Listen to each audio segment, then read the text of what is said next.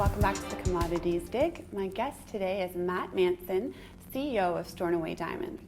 Matt, diamonds have been a darling in the industry recently, and analysts are projecting that the price of diamonds are going to continue to climb, mainly because the new projects coming online won't be able to cover off the decline in production from older, aging assets, and there's a renewed buying interest from the U.S.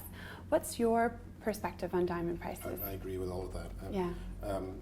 Diamond mines are very hard to find in the pantheon of mineral commodities. Diamonds are the most challenging to find. So very few projects, very few new projects. Our mine is one of the rare new projects anywhere in the world, but we'll only produce 2 or 3% of world supply. Yeah. I think that's a big amount of value, but it's not really going to impact the supply and demand story in diamonds. So very few new projects. We can see out about 10 years, 15 years in terms of new production, nothing much on the horizon. And we can forecast with some accuracy what future demand is going to be just based upon GDP numbers. Okay. And we can see some very healthy demand metrics going forward. Especially in India and China?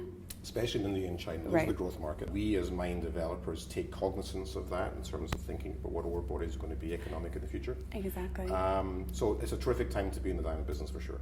So talking about ore bodies, I know that your project has 5 kimberlite bodies, and there's evidence that your ore body will produce large, unique diamonds. Another great competitive advantage for you. Can you expand on that? Yeah, so we have 5 ore bodies. We have a measurement of their grade. We have a measurement of the tons there, and we have a measurement of the average price of the diamonds.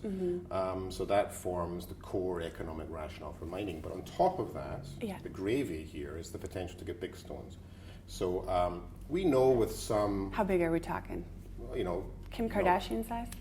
Yeah, bigger. We know with some certainty in our business what incidence of big stones a mine will produce. This is called size distribution. It's a predictive attribute in a naturally occurring diamond population in a rock.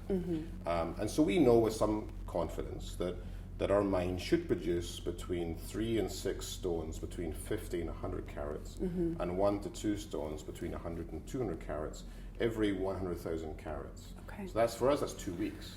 So every 2 weeks we should get a handful of big stones. Then what we can predict is what is not a predictive attribute in our business is the quality of those stones. Right.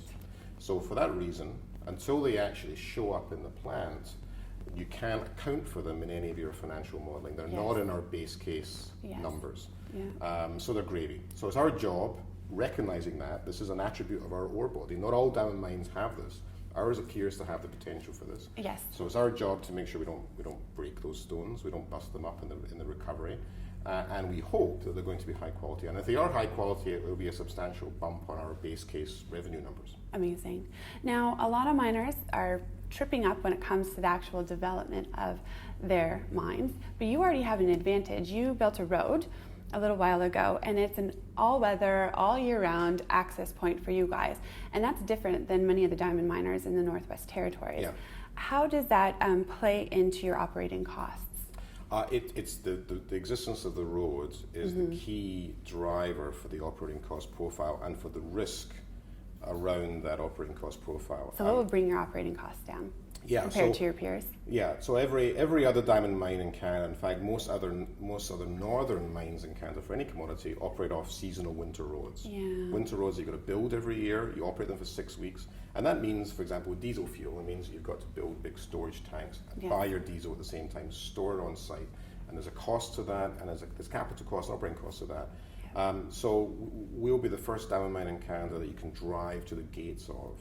Now that road is already there. Yes. It was built under the Plan Nord. We're putting money into it. Yes. So the fact that and the airport is there as well. So the fact that we've pre-financed and pre-constructed the infrastructure means that the capital cost risk, the risk of going over budget and building the mine, is lessened. Right. And the operating cost risk, the risk of going over our planned operating cost, is also lessened. And our feasibility study has an operating cost of about $55 a ton because of that road, because of the location of the project. And in the north of Canada, the benchmark is about $100 a ton. Wow. So we're coming in almost half of the operating cost because of that road. So that's a big. Now look, cost escalation in the mining business is something you take very seriously. Yes, And I was just going to ask you there, are you expecting any development challenges with this asset? It's our job as mine developers to pay a particular attention to that risk item. I mean, this financing plan has a lot of contingency, and it also has the cost overrun financing already built in. Okay, well, let's take a break there, and then we'll talk about the project itself. Okay.